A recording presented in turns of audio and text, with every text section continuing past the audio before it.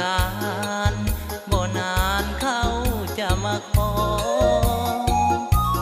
เหงื่อแห้งอ้ายนี้เฝ้าหากเฝ้ารอเหตุใดนี่น้องหรือแม่พ่อยกให้เขาไป